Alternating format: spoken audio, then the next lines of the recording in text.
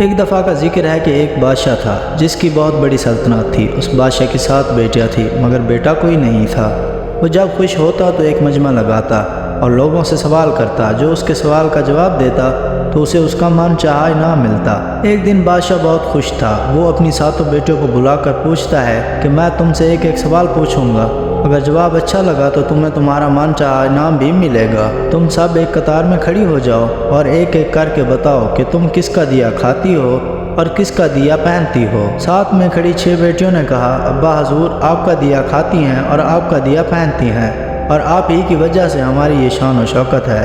یہ سن کر بادشاہ بہت خوش ہوا اور سب کو ان کی من پسند چیزیں دے دی، مگر جب سب سے چھوٹی بیٹی کی باری آئی تو اس نے کہا کہ میں اللہ کا دیا کھاتی ہوں اور اپنی قسمت کا پہنتی ہوں اور یہ میرا نصیب ہے۔ بادشاہ یہ سنتے ہی آگ بگولا ہو گیا اور کہنے لگا، تو نے میری ناشکری کی ہے، تجھے اس کی سزا ضرور ملے گی۔ شہزادی نے کہا، جو حکم ابا حضور۔ بادشاہ نے سپاہیوں کو حکم دیا کہ جاؤ اسے جنگل میں چھوڑ کر آؤ، میں بھی دیکھتا ہوں کہ یہ کیسے اللہ کا دیا کھاتی ہے اور اپنا نصیب کا پہنتی ہے۔ شہزادی سے تمام زیورات واپس لیے گئے اور خستہ حال کپڑوں میں بغیر کسی ساز و سامان کے بادشاہ کے حکم کے مطابق جنگل میں تنہا چھوڑ دیا گیا۔ لیکن شہزادی بہت پرسکون اور مطمئن تھی اور اسے اللہ پر توکل اور بھروسہ تھا کہ جو اس نے رزق اور عیش و عشرت میرے نصیب میں لکھی ہے وہ مجھے ضرور ملے گی۔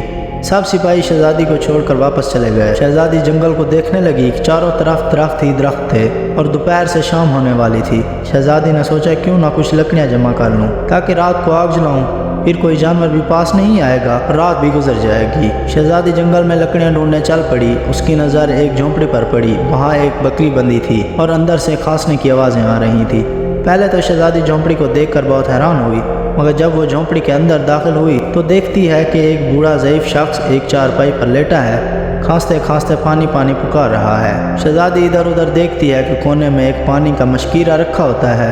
وہ گلاس میں پانی بھرتی ہے اور بوڑھے ضعیف کو پانی پلاتی ہے اور جھونپڑی کی صاف صفائی کرتی ہے۔ اتنے میں بوڑھا ضعیف شہزادی سے پوچھتا ہے کہ بیٹی تم کون ہو اور اتنے بڑے جنگل میں یہاں اکیلی کیا کر رہی ہو؟ تب شہزادی اسے بتاتی ہے کہ وہ یہاں کیسے پہنچی۔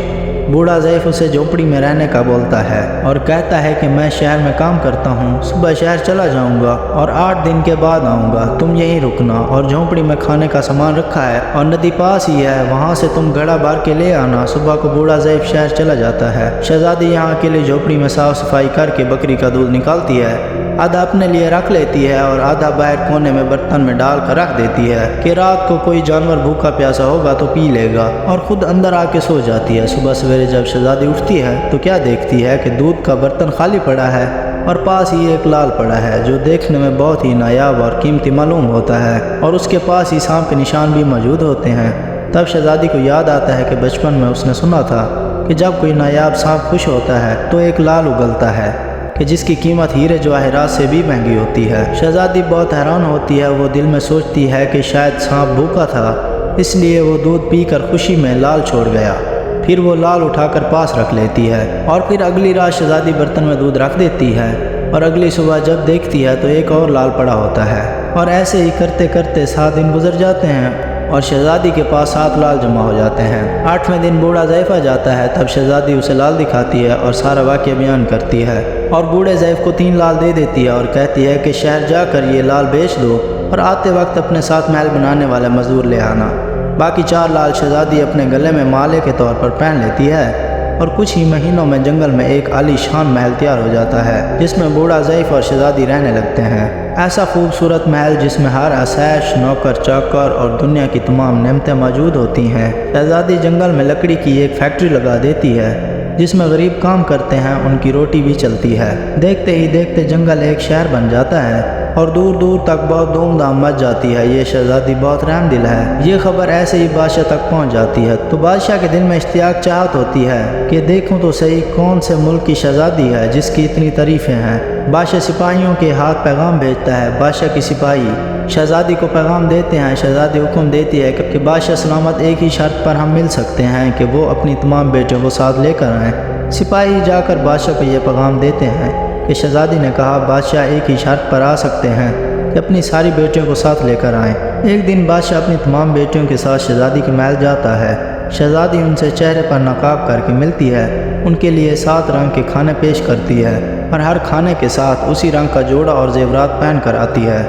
محل کی شان و شوکت، خوبصورتی اور شہزادی کے انداز بادشاہ اور تمام شہزادیوں کو بہت حیران اور متاثر کرتا ہے۔ آخر میں بادشاہ شہزادی کو یہ کہہ ہی دیتا ہے کہ تم میری بیٹی کی جگہ پر ہو اور میں بھی تمہارے کہنے پر اپنی تمام بیٹیوں کو ساتھ لے کر آیا ہوں، پھر ہم سے یہ پردہ کس لیے؟ بہت ہی اصرار کرنے پر شہزادی یہ کہہ دیتی ہے ٹھیک ہے، میں تیار ہو کر آتی ہوں۔ سب شہزادیاں آپس میں سرگوشیاں کرنے لگتی ہیں کہ اتنی تو تیار تھی، مہنگے زیورات پہنے تھے اور کتنا تیار ہو کر آئے گی۔ اتنے میں کیا دیکھتی ہیں کہ دور سے کوئی خستہ خال کپڑوں میں چلا آ رہا ہے۔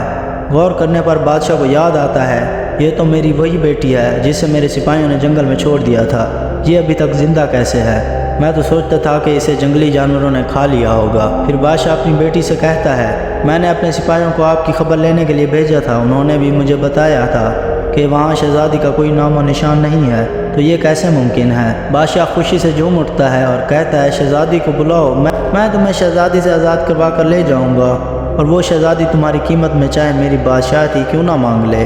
یہ سنتے ہی شہزادی بولی نہیں ابا حضور، میں ہی وہ شہزادی ہوں، اور میں نہیں کہتی تھی، میں اپنے اللہ کا دیا کھاتی ہوں اور اپنے نصیب کا پہنتی ہوں، بس اسی اللہ نے مجھے کہاں سے کہاں پہنچا دیا ہے، آج میں آپ سے بھی زیادہ امیر ہوں۔ پھر شہزادی اپنا تمام حال بیان کرتی ہے کہ وہ اس مقام تک کیسے پہنچی اور دکھلاتی ہے اپنے گلے کی مالا جس میں 4 لال ہوتے ہیں۔ یہ سنتے ہی باقی شہزادیاں دل میں رشک کرنے لگتی ہیں اور سوچتی ہیں کاش ہم نے تب وہی کہہ دیا ہوتا کہ ہم اللہ کا دیا کھاتی ہیں اور اپنے نصیب کا پہنتی ہیں، کاش اس وقت ایسا بول دیا ہوتا، اور دل ہی دل میں جلتی رہتی ہیں۔ دوستو، جو کچھ بھی ہم کھا رہے ہیں، پی رہے ہیں اور پہن رہے ہیں، یہ سب کچھ اللہ تعالیٰ کی دین ہے، تو ہمیں صرف اور صرف اللہ تعالیٰ کا شکر ادا کرنا چاہیے۔ ہمیں چاہیے کہ اللہ تعالیٰ کی ذات پر یقین اور بھروسہ رکھیں، وہ اپنے چاہنے والوں کو تنہا نہیں چھوڑتا، جو اس نے ہمیں نعمتیں عطا کی ہیں ہمیں اس کی ناشکری نہیں کرنی چاہیے، اس سب کا ہر وقت شکر ادا کرنا چاہیے۔ اللہ تعالیٰ ہم سب کو ایمان کی مضبوطی دے اور ہمیشہ اپنا ہی محتاج رکھے، آمین یا رب العالمین۔